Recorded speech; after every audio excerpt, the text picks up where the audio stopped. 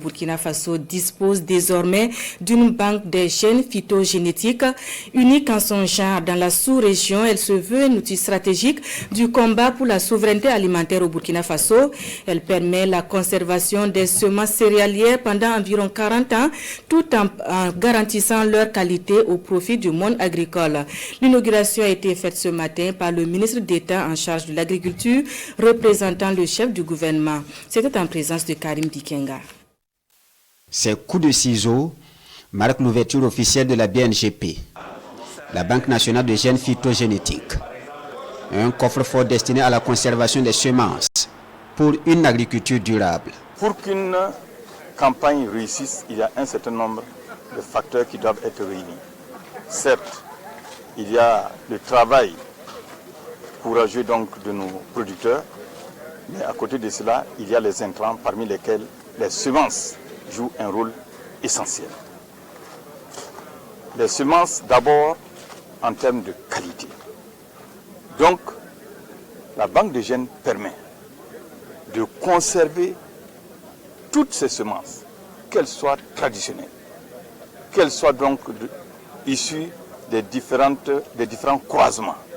Ce que nous allons avoir comme semences stockées dans cette banque de gènes, c'est, si vous voulez, c'est des souches pures. Et c'est à partir de ces souches pures que nous pouvons donc les diluer et les distribuer à l'ensemble des producteurs pour assurer cette qualité donc des semences, des intrants, en vue donc d'avoir de bons rendements. La BNGP dispose de plusieurs unités. Une unité de traitement, de conditionnement, de séchage et de chambre froide à même de conserver les gènes sur une période pouvant aller jusqu'à 40 ans. Elle permet justement d'éviter l'érosion génétique. Ce qu'on appelle l'érosion génétique, c'est la disparition de nos différentes variétés de plantes cultivées sur le terrain. Et effectivement, quand vous allez dans beaucoup de nos terroirs, beaucoup de plantes qui ne sont plus utilisées, des variétés qui ne sont plus utilisées, sont en train de s'éteindre. Donc, elle permet de les conserver.